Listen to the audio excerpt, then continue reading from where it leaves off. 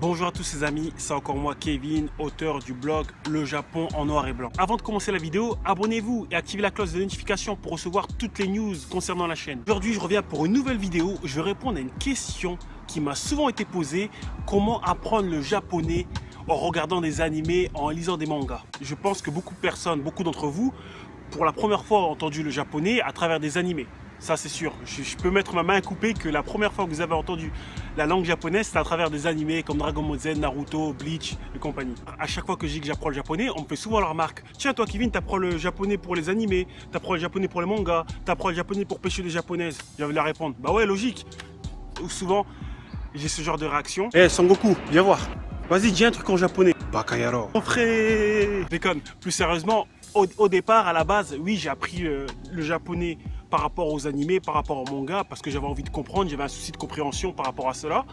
Mais maintenant, c'est complètement différent, parce que quand on découvre la langue japonaise, on découvre les différentes variantes de la langue japonaise, les différents langages. Par exemple, le Syojongo, le Kanto Ben, le Kansai Ben, le Tohoku Ben, le Nagoya Ben, le Okinawa Ben.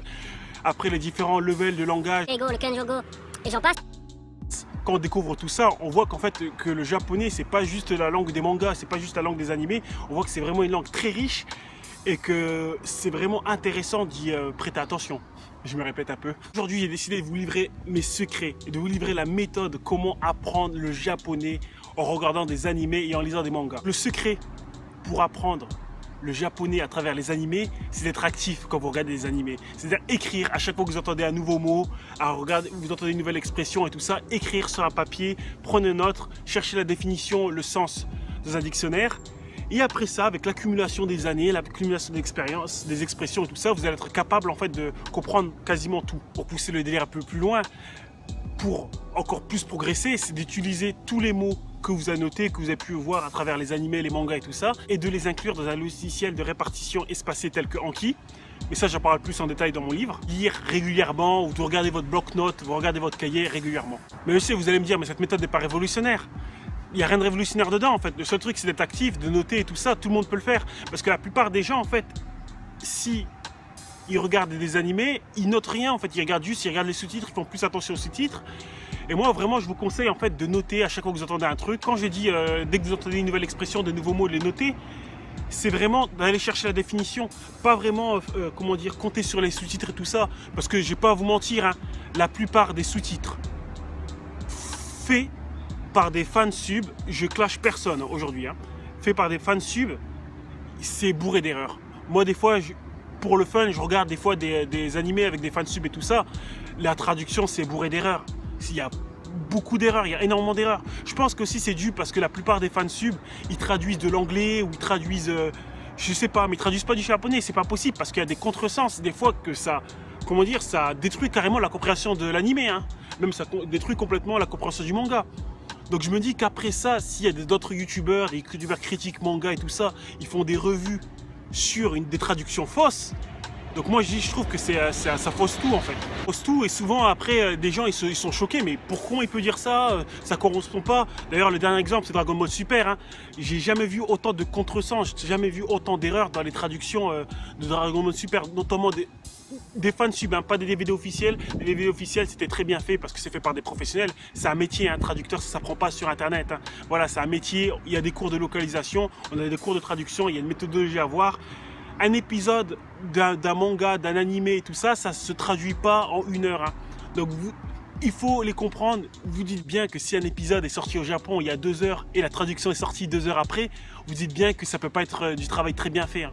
Donc voilà, c'est mon petit coup de gueule. Donc vraiment, si vous voulez apprendre le japonais à travers les animés, achetez les DVD, prenez les sous-titres officiels et voilà, ne gardez pas les fansubs comme référence. Après, je vous conseille, dès que vous avez un niveau correct, oubliez les sous-titres français, hein, regardez directement les animés en sous-titres japonais. C'est mieux, comme ça vous savez exactement à quoi ressemblent les mots qu'ils disent. Quand je dis à quoi ressemble, c'est au niveau des kanji, des caractères et tout ça. Et voilà, ce sera d'autant plus facile pour vous pour prendre des notes et de progresser en langue japonaise. Et il y a des gens qui vont me dire, mais Kevin, tout ça c'est bien pour la compréhension orale et tout ça, mais comment on fait pour parler? Nous on veut parler, nous. On a envie de faire comme toi, on a envie de vivre au Japon, on a envie de parler, on a envie de communiquer. Ça c'est un point très important que je souhaitais vraiment aborder.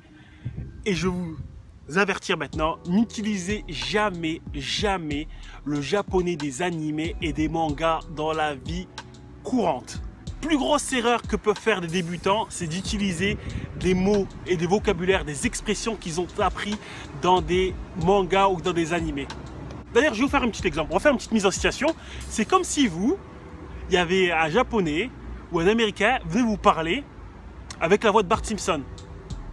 Et il venait avec des expressions qu'il avait vues dans les Simpsons ou qu'il avait vues dans South Park ou un truc comme ça. Ça serait du style... mais comment ça va? Ça va ou quoi? Oh, tu vas manger maintenant? Je sonne bizarre, tu vois, c'est gênant pour moi. C'est gênant pour vous. C'est gênant pour moi et c'est gênant pour vous. Donc les Japonais, eux, quand ils entendent un étranger parler avec des expressions de manga ou d'animé ou même de dessin animé, de tout ce que vous voulez, en fait ça sonne comme ça pour eux, ça sonne bizarre, ça sonne pas naturel en fait, ça sonne... c'est limite en fait, ils ont l'impression que vous vous foutez de leur gueule. Vous voyez la différence? Je vais vous montrer ce que ça donne. Je vais me présenter avec un japonais des animés et je vais me présenter avec un japonais propre. Le japonais des animés, ça fait... Ohayou gozaimasu. Watashi wa Kevin desu. France kara kimashita. Dozo yoroshiku. Japonais normal, ça fait Ohayou gozaimasu. Hai, Kevin desu. France kara kimashita. Dozo yoroshiku onegai shimasu. Quoi qui sonne le plus cool, ça va être le premier.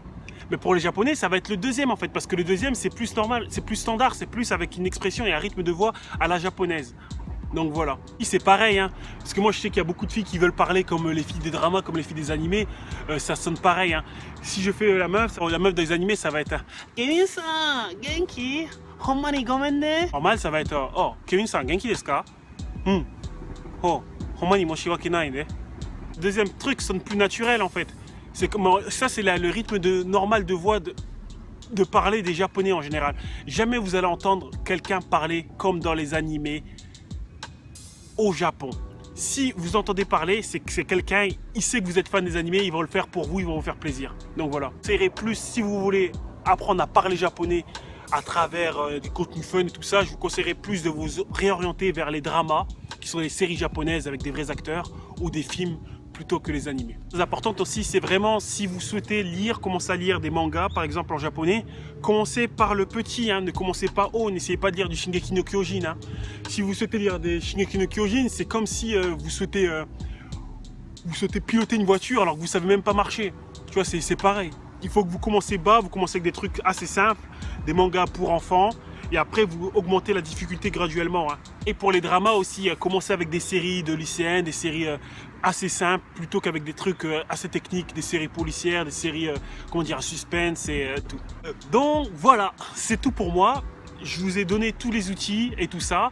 Après, si vraiment vous êtes vraiment intéressé par la langue japonaise, par rapport aux méthodes, comment démarrer bien, comment rester motivé, ou comment avoir des bases solides en grammaire et tout ça, j'ai sorti un e-book où je détaille à peu près toute ma méthodologie, tous les logiciels que j'ai utilisés, tout ce qui m'a aidé à progresser, comment je m'organise la journée, qu'est-ce que je mets dans mon iPod pour pouvoir toujours avoir constamment du japonais dans les oreilles.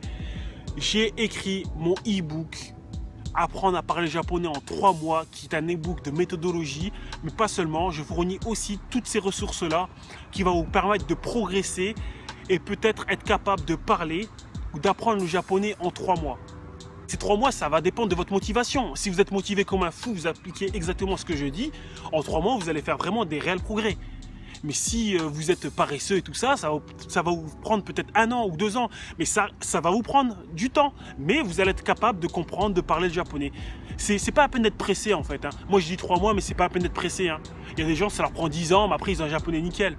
Prenez votre temps, soyez pas stressé et prenez du plaisir parce que l'apprentissage des langues, c'est quelque chose c'est comme un sport, c'est comme un loisir, c'est quelque chose qu'on fait avec amour. Et si vous avez la passion, si vous avez l'amour, si vous avez la motivation, vous allez énormément progresser dans la langue japonaise ou dans une autre langue d'ailleurs, comme l'anglais et tout ça.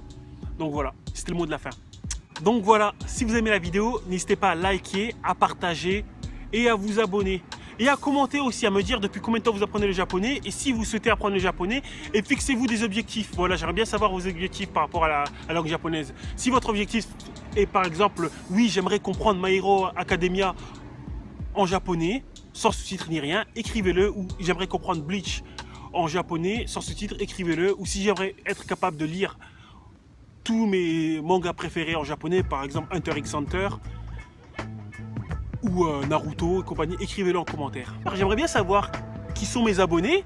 Donc aussi, si vous pouvez, postez un commentaire en me disant oui, je suis abonné depuis 3 mois, oui, je suis abonné depuis 4 mois. Ça me ferait énormément plaisir de savoir depuis quand vous êtes abonné à ma chaîne. Et n'oubliez pas de me rejoindre sur Instagram, la famille.